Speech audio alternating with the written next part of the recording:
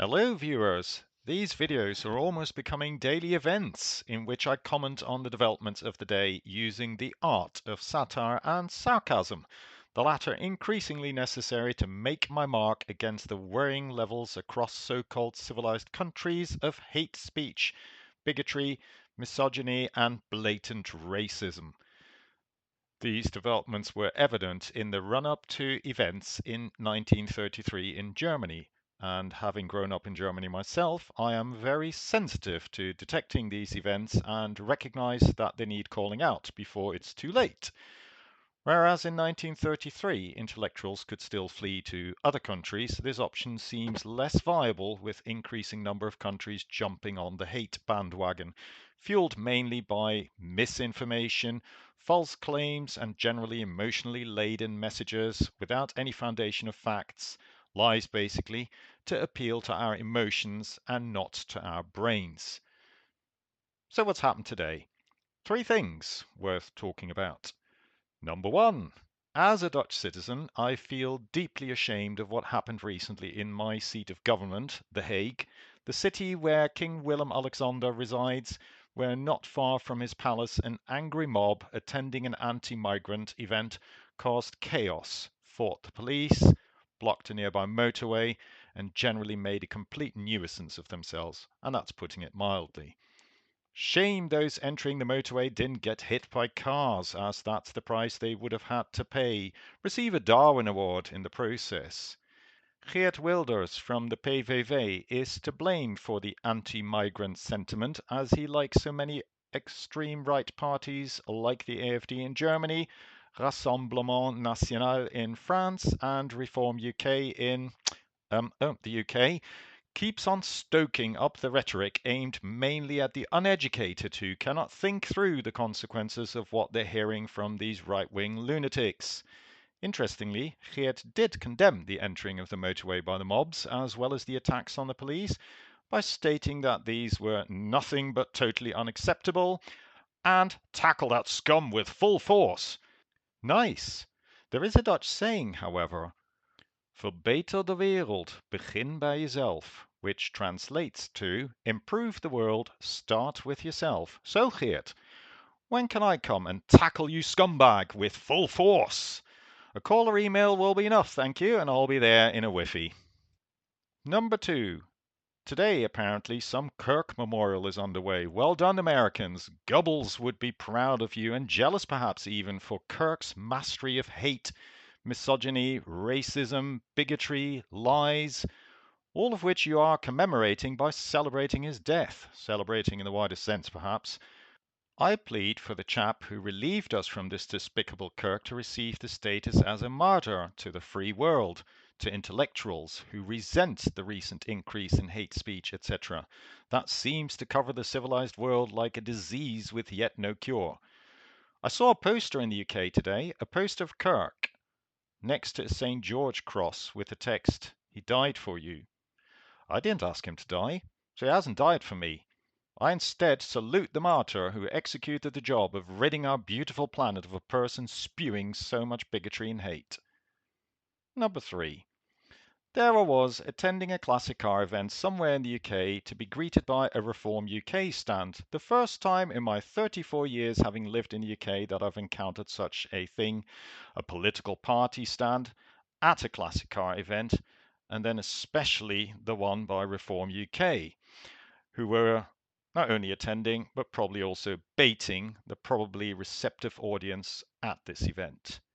In I marched and greeted them with a Heil Hitler, which threw them aback just a bit, after which a heated but for me very enjoyable debate ensued about their purpose. Why were they there?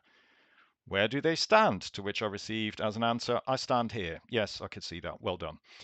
The debate quickly continued on the topic of migration, and after having asked several times how they would propose to solve the boat migrant problem, which apparently is why they were there, I received some waffle like, these migrants have crossed through 13 countries, so why should they then come to us? They should stay in the country of arrival.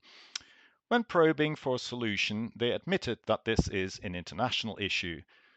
So, should we not encourage politicians to solve this at an international level, ensuring we stay within the legal boundaries of international human rights, whilst also observing factors such as humane treatment of people that have fled from oppressive regimes and thus have the right for asylum? When I asked how people would feel if the UK were to be invaded and its citizens would be denied asylum by other nations when trying to flee the UK, I even sketched the scenario that a few neo-Nazis in Germany no doubt would still aspire to, that of if Germany had invaded Britain in World War II. I was told that an invasion of the UK could not happen. I wanted to know why they thought so, and I was told that the UK is a nuclear power which acts as a deterrent. I can see the likes of Putin shivering in his boots at the mere thought.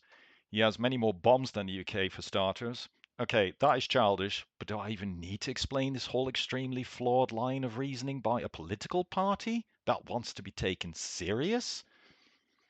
I was told that I was the first citizen to have complained that day about their presence at this classic car event, to which I replied, following the rules of logic and principles of exclusion, that hence all citizens attending the event must be bigots. Sadly, I don't think I will be far off, judging by the age group attending typical classic car events, much as it pains me to have to make that statement, probably the same people who voted for Brexit. Of course, there are a lot of good people in the classic car scene, let me get that straight, as well as in the town the event took place, even though the public lampposts were littered with, in my opinion, useless displays of St. George flags, all made in China. I discussed the option of actually putting up a Dutch flag just for balance, as the lampposts are as much my property as anybody else's. They are public property after all. There wasn't much protest. So there you have it, folks. I am officially allowed to start attaching Dutch flags and other nations' flags, as yes, we did discuss other nations' flags too, to lampposts. It's official. Approved by Reform UK. Well done, Farage. You still won't get my vote. I also received no protest about me mentioning that my monarch once sat on the English throne. That was King William of Orange III, and that this is commemorated with two statues in London. Where we started to become aligned in our views? Eek! They at least were supportive of helping Ukraine in its war with Russia, something which cannot be said for a few of the right-wing parties on the continent, like the AfD in Germany, those Putin lovers. Maybe we should deport those AfD folks to Russia. Last time I checked, it apparently was a safe country. Well, according to Putin, that is. As long as you do what he wants. Deal.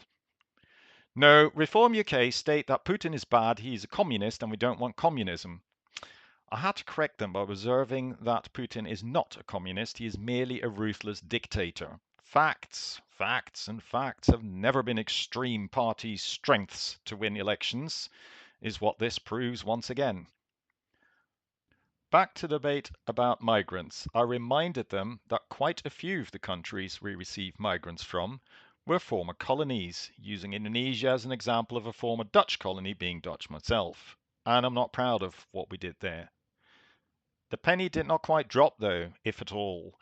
Colonial powers have ruthlessly exploited and oppressed its colonies, all for the sheer gain for mainly the rich in the colonial power countries.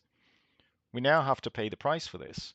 Not helped by the fact that Putin then happily meddles in those countries, and that the US and the UK have, even till well into the mid-20th century, negotiated dubious deals to secure oil and other resources to secure their own wealth.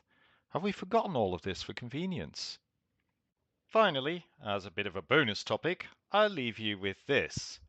Vance, yes, he of vice honcho status to Trump, similar orifices to utter dangerous gibberish from, has suggested to Democrats to send your kids to die in Russia.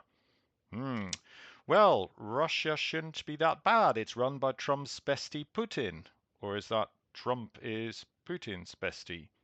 Anyway, in response to one of his own party's senators who called Vance's comments on killing cartel members who poison our fellow citizens the highest and best use of our military despicable, to which Vance replied that he doesn't give a shit. Can I suggest that I don't give a shit if somehow, Vance, somebody were to put a tiny bullet through your head? Sarcasm alert! Police and Secret Service, that was sarcasm, in case you didn't get it. If I were Zelensky, I would not necessarily agree with the aforementioned fan's statement of best use of military power. But hey, that pesky war in Ukraine, well, Trump can solve that in under 24 hours, remember? Maybe we just haven't given him the chance yet. Anyway, what is it that Vance and Trump don't like about Venezuela? Which is where the killing of cartel members is a justified use of US military forces and taxpayers' money. It can't be drugs alone, because Colombia produces far greater quantities, and we haven't heard anything with regards to attacks on Colombia. So what is the motivation behind the recent attacks on Venezuela? Trump apparently in a book published in 2020 said that it would be cool to invade Venezuela because it is really part of the United States. Geography lessons refresher required perhaps? In 2023, Trump reminded us at a press conference that it's the oil, stupid, he's after. And that won't work with a dictator running the show in Venezuela. There simply isn't enough macho space for two dictators in that patch of the world. So there you have it. Folks, have a nice start to this mad week. Over and out.